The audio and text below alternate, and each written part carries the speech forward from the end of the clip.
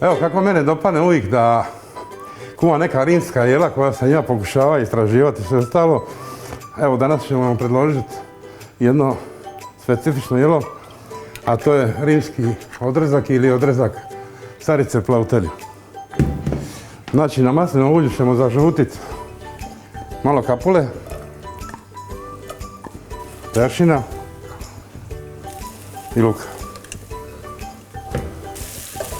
Pustit ćemo da dobro uvati.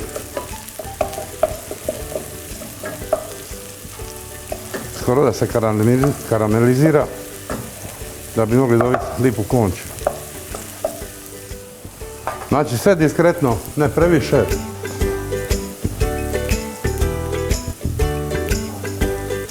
Sad ćemo već ispečeni ramstek i odležani staviti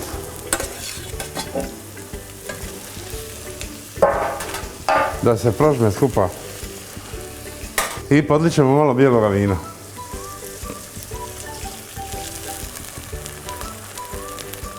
Cijeli ćemo umak pustiti da se izreducira.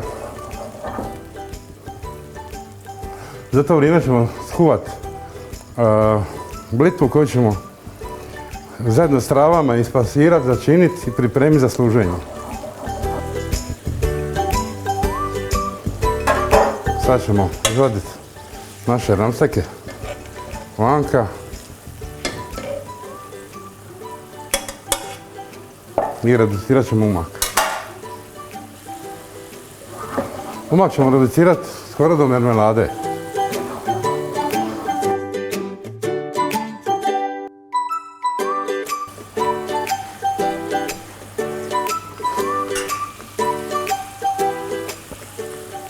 Soli, papra, malo začinskoga biljka. Još i malo meda koji ćemo dati rustikalnost u okusu.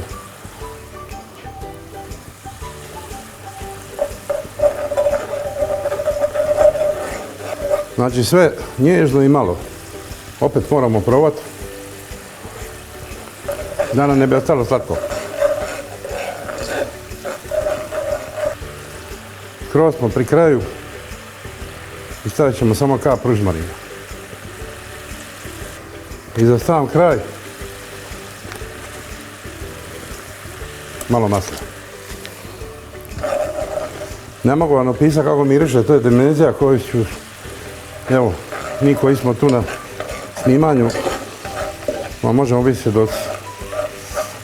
Evo, tu je sve pri kraju. Vraćamo nazad od koji su bili na odmaranju. Da se prožbu malo sa ovim šugom. Kao što vidite, oni su dobili jednu predivnu boju i dobili smo jedan fini izreduciran umak koji ćemo služiti u košaricama od sira sa začinskim biljem i bejkonom.